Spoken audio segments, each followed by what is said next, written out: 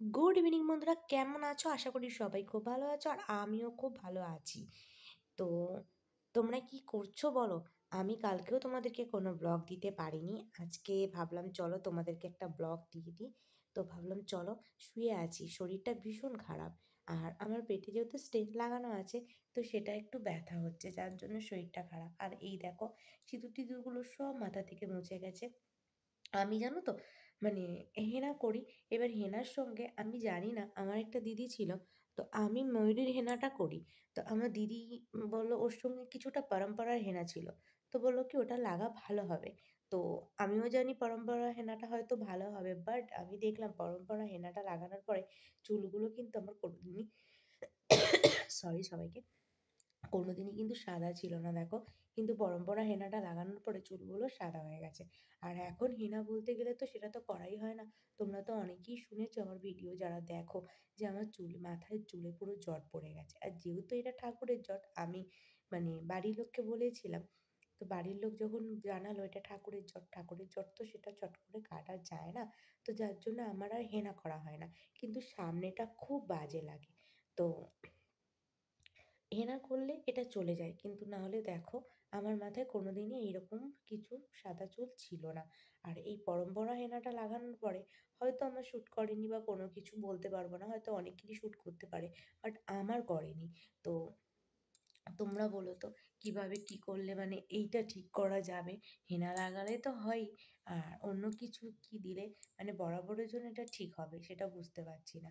কেন যে আমি সেদিনকে পড়ে মরতে ওই পরম্পরা হেনাটা লাগাতে গেলাম, সে কারণে। আর এই দেখো, আমি ব্ল্যাঙ্কেট গায়ে দিয়ে কিন্তু শুয়ে আছি।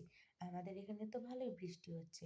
কার কাদের মানে কাদের কাদের ওখানে বৃষ্টি হচ্ছে সেটা একটু বলো তো। আমার কথাটাও দেখো জড়িয়ে যাচ্ছে। আর এই দেখো, অনেকেই আমার হাতে হয়তো আগে ট্যাটু দেখেছো, বাট এই দেখো ট্যাটুটা, আমার ট্যাটুটা এইরকম করা আছে। হুম, অনেকে বলে ট্যাটু করতে গেলে খুব লাগে। সত্যি কথা বলতে, আমার ট্যাটুটা একটু শিরশির করে, এছাড়া কিছু লাগেই না। প্রথম প্রথম আমিও ভয় পেয়েছিলাম যে ট্যাটু করবো, যদি লেগে যায়, যদি লেগে যায়। মানে তো যখন ট্যাটুটা করলো তখন তো আমার বেশ ভালোই লাগলো, আমার সেরকম একটা কিছু লাগেনি। কেন বলো তো? আমি একদিন তোমাদের পোস্ট করব আমার হাতে, দাঁড়া এক সেকেন্ড, এখন তো ধরতে পারবো না। আমি তোমাদেরকে দেখাবো আমার হাতের কাঁটাটা। একটা সময় আমি বিভৎস, মানে জানো তো প্রেম, আর বীভৎস আমি হাত কাটতাম, বীভৎস। যার জন্য আমার সাহসটা বরাবরই খুব বেশি। আর রক্ত দেখা ওটা আমার কোনো ব্যাপারই থাকে না। তো চলো, আজকে এইটুকু বকবক করলাম তোমাদের সঙ্গে। ভালো লাগছে না শরীরটা, যার জন্য ভিডিও দিচ্ছি না, এতটাই মানে মনটা ভালো নেই।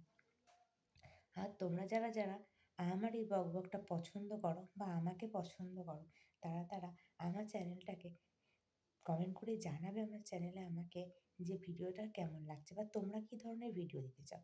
আর সচরাচর সত্যি কথা বলতে আমি কোনো কন্টেন্ট বানিয়ে ভিডিও দিই না। আমার যখন যেরকম অবস্থায় থাকি, যেরকম মনে হয়, মনের ফিলিংসটা তোমাদের সঙ্গে শেয়ার করে দিই। এছাড়া আমি যে বসে কোনো কন্টেন্ট ভাববো বা কিছু, আমার সেরকম পরিস্থিতি নেই। আমি কন্টেন্ট কিচ্ছুই করি না। আমি দেখেছো, আমি এমনকি ভিডিওটা আমি এডিট পর্যন্ত করি না। ভিডিওটা আমি তোমাদের সঙ্গে কথা বলি এটুকুই, আমি এডিট অবধি করি না। কেন? আমার অতটা কিছু কিছু ভালো লাগে না। দেখি কিছু চেঞ্জিং আনার চেষ্টা করব। তোমরাও বলো আমাকে কীরকম ভিডিও দেখতে চাও, আমিও কিছু চেঞ্জ করার চেষ্টা করব। অবশ্যই আমার চ্যানেলটাকে সাবস্ক্রাইব করে দিও ভালো লাগলে।